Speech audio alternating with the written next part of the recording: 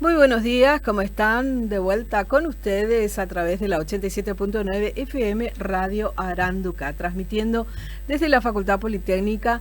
Podés encontrarnos en nuestro canal de YouTube, en Facebook y escucharnos desde paraguay.com. Soy Lili Guncer y es un placer compartir contigo esta mañana fría, bastante fría. Estoy acompañada, vamos a tener de dos especialistas, y vamos a tener un tema muy importante que tiene que ver con los aportes a IPS. El abogado Gustavo Galli, bienvenido, abogado. Gracias por estar con nosotros, y la profesora magíster Ana Rojas. Muchas gracias por estar con nosotros también. Muy bienvenida. Muchas gracias. Muy bien, no sé con cuál de los dos vamos a arrancar, pero estábamos hablando fuera de aire un poco con el tema de la inspección que hace IPS a la patronal, y también con los aportes con lo que serían los independientes, pero que no es tanto así, me explicabas, ¿verdad? Entonces, a ver, ¿a ustedes qué les parece? ¿Con cuál empezamos? ¿Con cuál de los temas? Con Ana, ok. Bueno. La ley 4933 del 2013 habla sobre la aportación voluntaria para fines jubilatorios para ciertos actores, por ejemplo, el trabajador independientes, gerentes, entre otros, ¿verdad? También contempla a las amas de casa dentro de esa modalidad de aportación voluntaria. Como su nombre lo indica, es para fines jubilatorios, es decir, me inscribo hoy y voy pagando mes a mes hasta lograr la jubilación. Esto, discúlpame, Anne, Sí. no incluye entonces la atención médica, la salud. No contempla, es solamente para la jubilación. Una vez que se reúnen los requisitos y la persona logra ya la jubilación, ahí sí ya tiene la cobertura médica. ¿En cuánto tiempo de aporte un independiente, una ama de casa debe tener? Igual que los otros. Sí, así mismo. Los requisitos para la jubilación son los mismos, es decir, con 60-25, 60 años de edad y 25 años de aporte, la persona se jubila con el 100%. Con 55-30, o sea que 55 años de edad y 30 años de aporte, la persona se jubila con un 80%.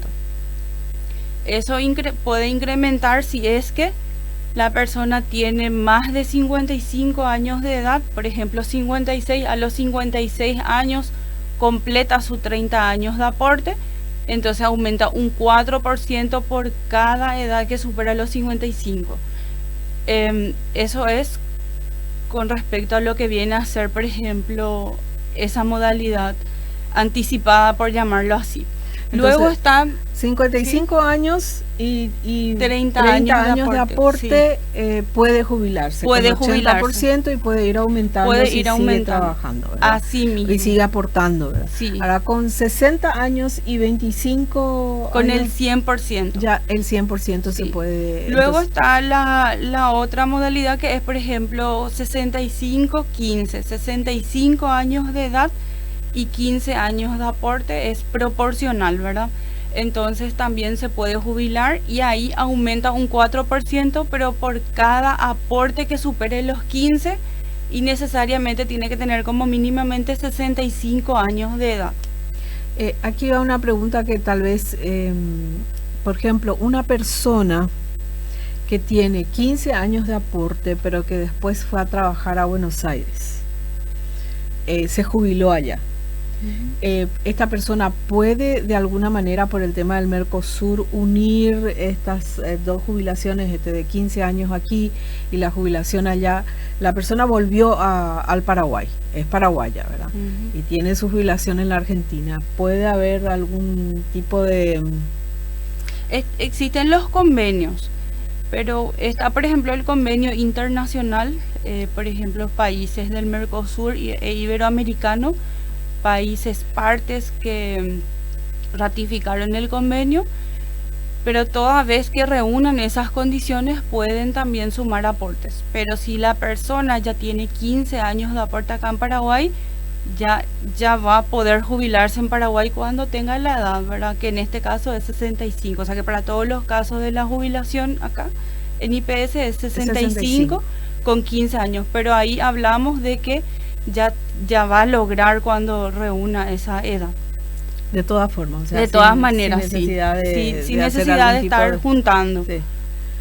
Bueno, podría igual ir y retirar su jubilación cada tanto de... Los aportes, es importante resaltar que en el IPS los aportes no se pierden, los aportes se van sumando. Todos los aportes se van sumando. Toda vez, ¿verdad?, que se haya aportado, por ejemplo, en un régimen general que aportan para salud y jubilación, o sea, que estén los aportes en el fondo de jubilaciones y pensiones, o en esta modalidad voluntaria de aportación que ingresan los aportes en el fondo de jubilaciones y pensiones. Entonces los aportes no se pierden y se van sumando. Si la persona paga, por ejemplo, de manera independiente o está de manera dependiente, y eso siempre va sumando. Y en el caso de una persona que estuvo trabajando en el sector privado y después va a la función pública, y en el sector privado digamos que no alcanzó 15 años, pero por lo menos 10, ¿qué pasa con esos aportes? Y al final termina, digamos, jubilándose con Hacienda, ¿verdad? Con la otra jubilación del sector público. Sí. ¿Qué pasa con sus aportes en IPS? Muy interesante la consulta. Ahí tenemos también la otra modalidad que se llama continuidad en el beneficio. Entonces, si la persona, por ejemplo, no aporta en el fondo de jubilaciones porque están, por ejemplo, en algunas instituciones que aportan en el régimen especial, solamente aportan para salud en el IPS, entonces pueden pagar continuidad y seguir sumando esos aportes. Por ejemplo, a los docentes, docentes del magisterio oficial, por ejemplo, se les habilita esa modalidad de aportación voluntaria, modalidad independiente, continuidad en el beneficio. Entonces pueden aportar para seguir sumando los aportes y seguir sumando para su jubilación, ¿verdad? Entonces los que ya tienen aporte en el IPS pueden seguir también sumando. Y si esta persona, bueno, ella se jubila o está para jubilarse, o sea, ya no tiene más el tiempo, digamos, como para seguir aportando, pero se quedaron esos 10 años de aporte, ¿puede haber alguna especie de retiro o de suma con la otra jubilación, o qué pasa con esos aportes de 10 años? Existe también el convenio de intercajas, pero los convenios son cuando, por ejemplo, en ninguna de las dos cajas no reunimos los requisitos. Entonces, para que no se pierda, por llamarlo así, es que se juntan los aportes y el IPS te paga de manera prorrateada. Si tenés 10 aportes en el IPS, por esos 10 años de aporte IPS te va a pagar de manera prorrateada, pero cuando hablamos de convenios intercajas no contemplan los beneficios de salud, solamente es la jubilación y IPS te va a pagar por lo que ingresó los aportes dentro de la caja.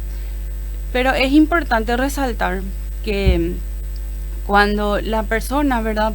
Por ejemplo, se muda de trabajo, es importante también tener en cuenta y valorar los aportes que ya tenemos, ¿verdad? Y en lo posible seguir aportando para completar, por lo menos para tener la jubilación proporcional, por lo menos, ¿verdad? Porque como indicamos, por lo menos esos 15 años. Sí, por lo menos los 15 años, porque los aportes no se pierden.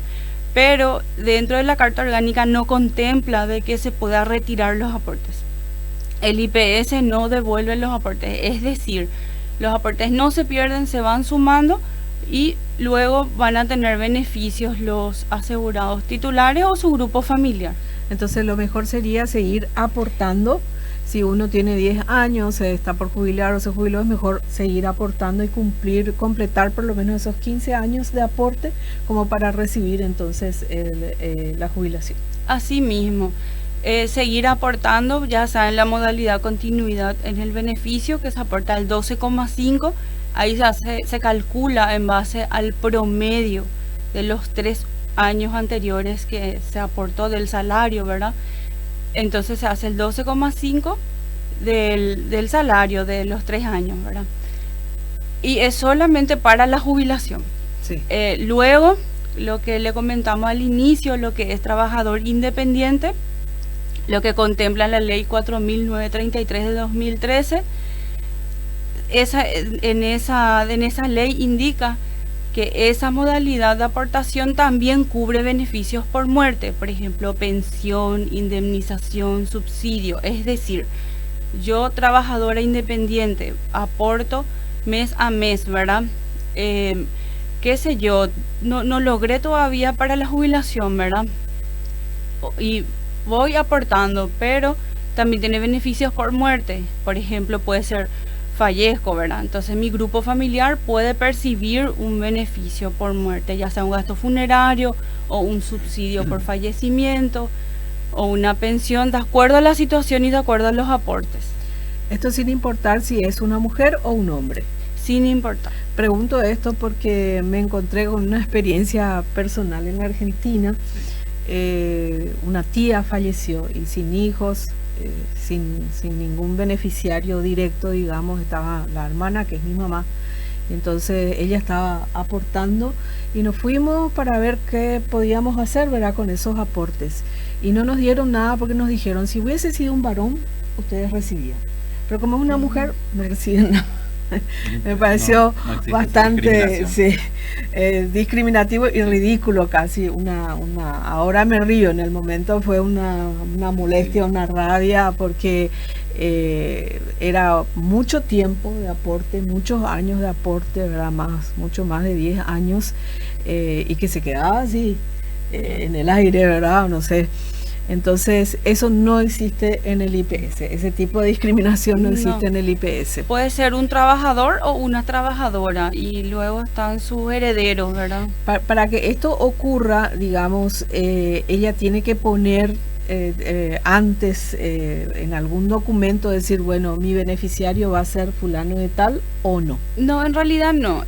Por ejemplo, cuando ocurre esa situación, por ejemplo, fallece un asegurado titular, ya sea un trabajador o un jubilado, por ejemplo, para poder gestionar lo que viene a ser los beneficios por muerte, presentar los documentos requeridos de acuerdo al caso. Si es una pensión, presentar los documentos requeridos, qué sé yo, ahí va a presentar su certificado de matrimonio, etcétera, ¿verdad? O sea que el área encargado, que es la gerencia de prestaciones económicas, tiene todo estipulado, todos los documentos que se tiene que presentar. Entonces el cónyuge o la cónyuge o el concubino o la concubina va a presentar los documentos requeridos. ¿Y si fueran hijos? También, o sea que si son hijos también se presentan los documentos. ¿Aún siendo mayor de edad o tienen que ser menores? Cuando hablamos de beneficiarios, están para todos los casos, ya sea cuando hablamos del seguro social del IPS, por ejemplo, para los beneficiarios, por ejemplo, dentro de lo que viene a ser para los trabajadores que están, por ejemplo, en el régimen general, aportan para salud y jubilación, los trabajadores dependientes. Su grupo familiar, por ejemplo, pueden ser los hijos menores, los hijos mayores con discapacidad para el trabajo, esposo o esposa o concubino o concubina, los padres, papá, mamá a partir de 60 años de edad, que viva bajo el mismo techo que ese titular. Entonces, estos son los beneficiarios de este titular y son los mismos que luego pueden percibir estos beneficios por muerte cuando fallece el titular, ya sea trabajador o jubilado. Y son estos mismos herederos de la seguridad social, como se le llama. Entonces, fallece un jubilado o un trabajador y tiene hijos mayores que no tienen ninguna discapacidad, ellos no pueden entonces ser beneficiarios. Por ejemplo, si fallece, no hay cónyuge. Por ejemplo, por eso es importante resaltar que de acuerdo a la situación, porque por ejemplo, si no hay cónyuges, por ejemplo, y no hay hijos menores y el hijo mayor no tiene discapacidad para el trabajo, entonces ahí se ve, por ejemplo, los padres, y vamos a suponer tampoco ya tiene padres, ¿verdad? Entonces puede ser, por ejemplo, el hijo mayor puede percibir, por ejemplo, gastos funerarios. O sea que el hijo mayor presenta la documentación requerida, que se hizo cargo de los gastos funerarios de ese asegurado titular, entonces va a percibir. O sea que los aportes de alguna manera no se pierden. Porque si, por ejemplo, igual si ya se jubiló ese trabajador o no se jubiló, queda esos beneficios por muerte. Si no hay pensión, va a ser un subsidio, una indemnización o un gasto funerario. Muy bien, interesante esa información, porque no es una información que manejamos, digamos, como diariamente, o no se sabe mucho. Por lo menos yo no sabía ese punto, no había escuchado nunca, ¿verdad? Por lo menos de gastos funerarios o algo así, para familiares como hijos, por ejemplo, que son mayores, que no están discapacitados, ¿verdad? Pero siempre los gastos funerarios son bastante costosos, ¿verdad? Y no siempre somos previsores y nos preparamos para situaciones como esta. Así que es una información muy, muy interesante. Es Sí. importante destacar, ¿verdad?, que cuando fallece un titular, sí o sí, los herederos, o en su defecto la persona que haya cubierto los gastos funerarios, sí o sí percibe cierto monto en IPS, ya sea familiar o no familiar, para los gastos funerarios. Cualquier persona que acredite que haya hecho esos gastos. Para ese jubilado o para ese trabajador activo. Así mismo, hay una escala de montos que ya maneja la gente de prestaciones económicas, ¿verdad?, que sí hacen el reembolso. Claro, entonces puedo ser una sobrina, es mi tía que no tiene hijos, algo así, murió, y me hice cargo de esos gastos. Una vecina, un vecino, un amigo, cualquiera. Es muy, muy interesante saber esto, porque incluso entonces vecinos o amigos, una persona sola, no tenía familiares y se hicieron ellos cargo del gasto, pueden percibir, claro. Entonces presenta la factura y se le otorga a ellos el pago. Ahora, en cuanto al control que tiene IPS con las empresas, vamos a cambiar de tema un poquito. Hablábamos un poquito fuera de aire sobre esta cuestión de que los empresarios o las empresas no siempre están entregando los aportes por A o B motivo, no siempre se entrega, y a veces se va y se encuentra el asegurado con que no puedes tener atención porque hace 6 meses o hace un año no estamos recibiendo tus aportes, ¿verdad? O lo que es peor, me voy a jubilar y resulta que no tenés todos los años de aporte. Efectivamente, es importante destacar, ¿verdad?, sobre este punto de que todas las empresas están obligadas a aportar al IPS por sus empleados. El aportar el seguro social al IPS por sus empleados es una seguridad jurídica para la patronal y es una seguridad social para el trabajador. ¿Por qué decimos esto? Seguridad jurídica para la patronal, porque la patronal que no aporta IPS por sus empleados queda expuesto a una pena privativa de libertad de hasta 10 años, según la ley 5655/2016. Y una seguridad social para el trabajador, porque el trabajador puede asegurarle a sus madres, padres mayores de 60 años, a sus esposas, a sus concubinas y a todos sus hijos menores de edad, y en caso que existiese hijo mayor de edad con discapacidad anterior a su mayoría de edad, de por vida el IPS le cubre. Por eso es importante resaltar, ¿verdad?, que todo trabajador que ejerza una función en dependencia tiene el derecho de contar con el seguro social del IPS. Entonces el trabajador puede exigir, digamos, o puede peticionar de manera formal de que su empleador le asegure en IPS, o sea, tiene ese derecho de pedir. Mira, te cuento, ni siquiera hace falta que el trabajador peticione. El patrón debe de saber eso, está obligado. A mí me tocó estar en el departamento de cobranzas de la Dirección de Aporte Obrero Patronal también un tiempo, y venían trabajadores que decían: hace 20 años que estoy con mi patronal, nunca me puso IPS. ¿Qué pasa? Ese trabajador se va, ni siquiera el trabajador, a alguna persona que tenga conocimiento del hecho, vaya y haga una denuncia penal en la fiscalía. Ese patrón está obligado a pagar en forma retroactiva esos 20 años que nos aportó por su trabajador. Caso contrario, queda expuesto a una pena privativa de libertad. Queda expuesto entonces a la cárcel. Sí.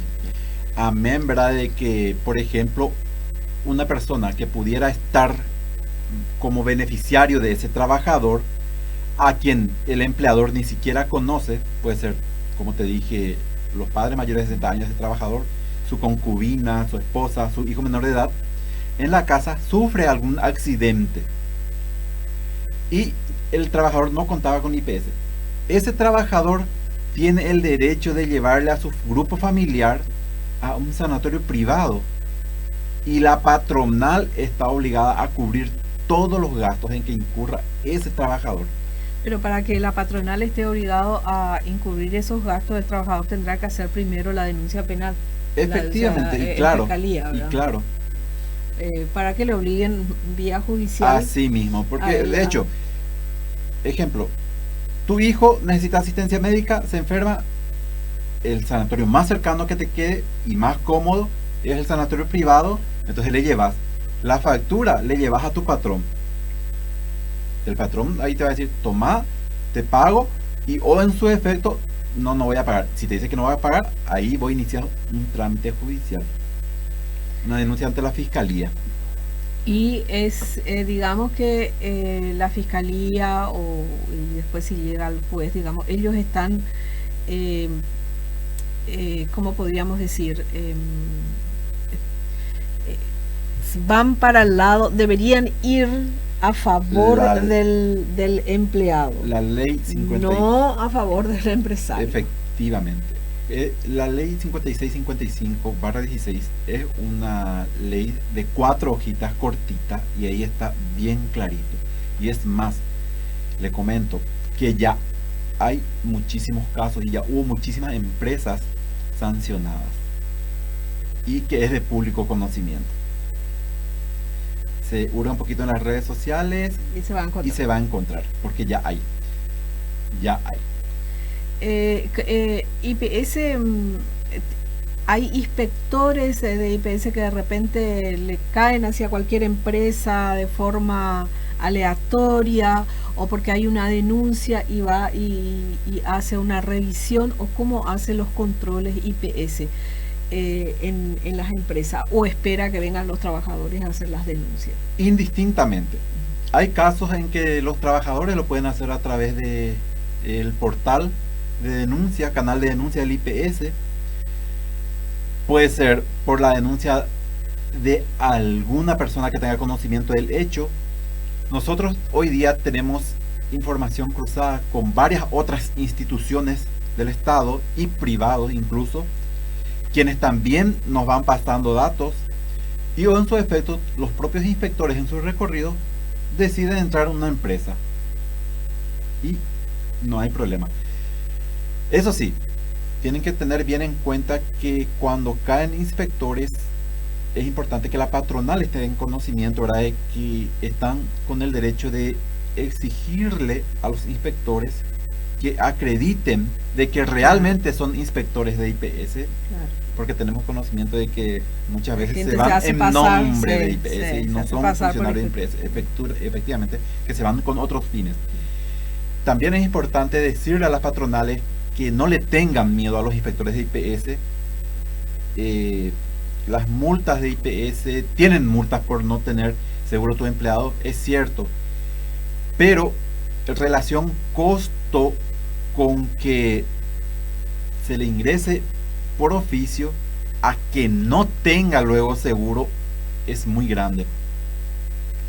Es decir, es preferible, si yo soy un empresario que no he podido por alguna razón, por unos años, digamos, aportar al IPS por mis empleados, es mejor que yo me ponga a disposición, digamos, de IPS, converse con las oficinas correspondientes a este tema en IPS y vea de qué manera yo puedo ir aportando para mis empleados de manera voluntaria, sin que me venga una orden judicial, etcétera, y que me obligue a hacer esto. Efectivamente.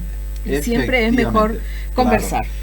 Hay facilidades de pago, incluso hay métodos de fraccionar deudas en IPS y conversando todo se puede. ¿Están asegurados los aportes jubilatorios, en el sentido de que hemos escuchado mucho, ¿verdad? Se escucha mucho en redes sociales, se maneja mucho de esto. No, cuando vos te llegues, un joven de 30 años, cuando vos te llegues a jubilar ya no va a haber fondos jubilatorios en IPS. ¿Cómo se maneja esta situación? Esto es aparte, digamos, aparte es el tema de salud, del presupuesto de lo que sea salud, sí. Aparte es el tema, la caja jubilatoria, el fondo jubilatorio.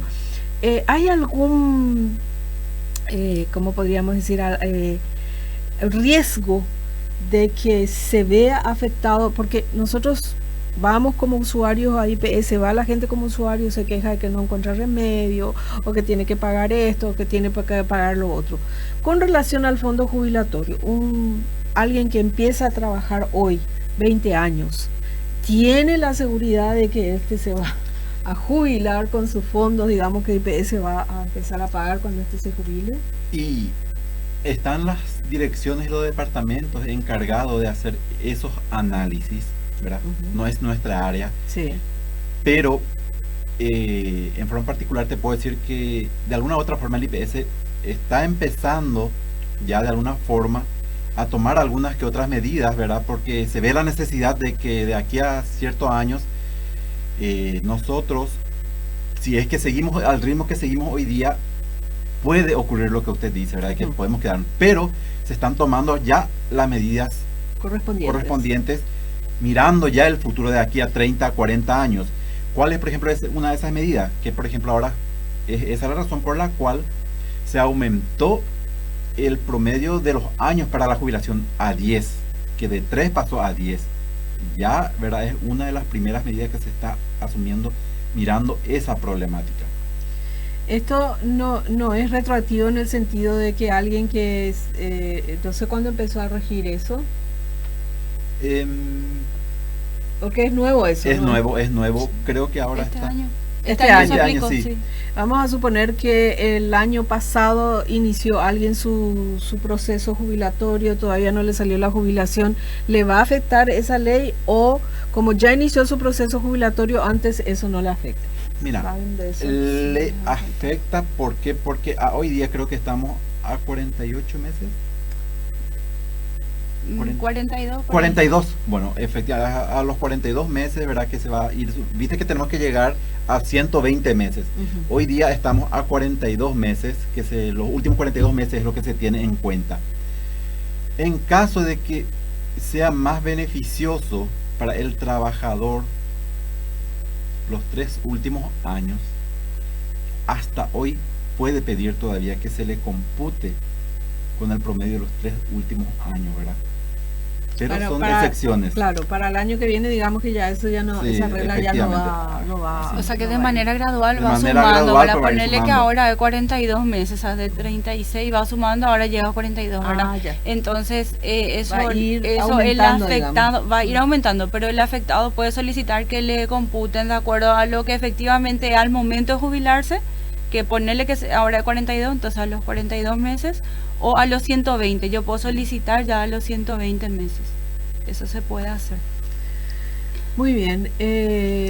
Realmente estos temas son muy importantes para todos nosotros, ¿verdad? Porque tal vez directamente no me afecte, pero afecta a mi esposo, o afecta a alguna tía o algún familiar que tal vez está recibiendo, o mejor dicho, aportando para el IPS. Y debemos tener estos conocimientos.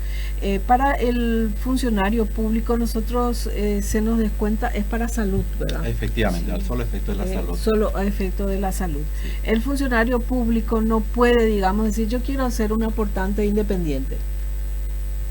En realidad eso ya depende de la institución y la normativa que se presenta. Por ejemplo, la ANDE se jubila también con IPS. O sea que ellos aportan salud y jubilación, pero no es que el trabajador viene y solicita, sino eso ya son cuestiones de normativas que se realizan institución con institución. Sí. Y ahí se reglamenta. Entonces, si es que se pactó en su momento que tal institución sea solamente un régimen especial y o sea, que todo lo que viene a ser la jubilación pase todo nomás a Hacienda, es al momento que vinieron pactando, digamos. En el caso en que, bueno, yo tengo el trabajo acá, pero también soy emprendedora. Sí. Yo tengo un pequeño negocio, qué sé yo, de hamburguesería por la noche. Yo trabajo de día acá, tengo la hamburguesería por la noche. Yo podría ir como emprendedora mostrando todos mis papeles de que tengo esta pequeña empresa, puedo ir a solicitar. Sí se puede. Por ejemplo, los microempresarios, si bien es el MIC el que determina, ¿verdad?, las categorías y todo eso, ¿verdad?, pero también pueden tener seguro social, ¿verdad?, que hoy es todavía la inscripción de manera gradual y le podemos llamar como que es todavía tipo voluntario, ¿verdad? En 2028, en el año 2028 recién se le va a ingresar ya de oficio y ya va a ser obligatoria todas las inscripciones de los microempresarios también, ¿verdad? Es decir, aún teniendo yo soy una funcionaria pública de día, de noche tengo la hamburguesería, ¿puedo ingresar? Sí, se puede. Por ejemplo, de acuerdo a qué tipo de empresa, puede ser te puede inscribir como microempresario, ¿verdad? El microempresario, por ejemplo, aporta el 23% del mayor salario a su trabajador, o si no tiene trabajador, en base al salario mínimo legal vigente. El 23% tiene salud, jubilación y también le puede inscribir a su grupo familiar. Tiene todos los mismos beneficios que como si fuera que estaba en relación de dependencia. Y entonces, en ese sentido, por ejemplo, sí puede. Excelente. Entonces, si tengo si soy una mini empresaria, ¿verdad?, una microempresaria, entonces puedo tener los beneficios también. Excelente. Sí. No sé si hay algo más que agregar. Sí, también queremos, o sea, que siempre en nuestras charlas también queremos también hacer énfasis en que los trabajadores y las trabajadoras, ¿verdad?, que están en relación de dependencia, sean contralores, puedan verificar primeramente luego el salario. Porque así como habló el compañero de esta ley 5655 del año 2016, habla de la evasión y la subdeclaración. Muchas veces, por ejemplo, los trabajadores nos dicen, el IPS me pagó tanto nomás por mi subsidio de maternidad. ¿Qué pasa ahí? Es de acuerdo al salario que el patrón declara, es lo que va a percibir su beneficio a corto y a largo plazo. Entonces, si el patrón declara un salario menor al que está percibiendo esa persona, entonces así va a ser sus beneficios, ¿verdad? Así mismo. Entonces, ¿cómo nosotros, los empleados, ¿verdad?, cómo podemos nosotros hacer ese control de que realmente mi patrón está mandando a IPS el salario real, mi salario real? A través del aplicativo Mi IPS. Ok, Mi IPS. Sí, con identidad electrónica el trabajador baja en su celular y ahí va controlando. Abres primero su identidad electrónica y después baja la aplicación Mi IPS y ahí puedes hacer su control. Es con la misma contraseña de identidad electrónica. En el caso de una persona, como decíamos anteriormente, que aportó alguna vez, ¿verdad?, sus 10 años, 12 años, y después dejó de aportar porque ingresó al sistema o sea, es funcionario público. Entonces ya no aporta al IPS, sino aporta a la otra caja jubilatoria. Puede tener esta aplicación, baja la aplicación Mi IPS, su identidad electrónica, y ve si realmente lo que cree que hubo de aporte en los 10 o 12 años, controlar que hubo esos claro que puede. aportes. Sí, se puede. El aplicativo Mi IPS es para todos los asegurados titulares. Ok, y aún aquellos que fueron, digamos. Sí. Aún aquellos que fueron. Muy bien, muchas gracias por el tiempo que han dedicado aquí para visitarnos en la radio. Tenemos que aclarar que ellos están para dar también una charla aquí a los empleados de la Facultad Politécnica, a los funcionarios docentes de la Facultad Politécnica. Vamos a tener también el placer de escucharles a partir de las 10 de la mañana. A partir de las 10 de la mañana van a estar entonces con esta charla para todos los funcionarios funcionarios de la Facultad Politécnica, así que los invitamos a todos a poder tomarse un tiempo, los que puedan salir de sus oficinas, ¿verdad? Y compartir. Entonces, ¿ustedes saben en qué aula van a estar? En el aula 5. 5, en el aula 5. Vamos a averiguar un poquito bien exactamente en qué bloque está el aula 5 para dar también esta información, y invitamos entonces a participar de esta charla. Gracias, abogado, por su presencia. Magíster, gracias por su presencia también. Nos vamos, cerramos el especialista. Nos encontraremos nuevamente el miércoles con más para compartir con ustedes. Chao, chao.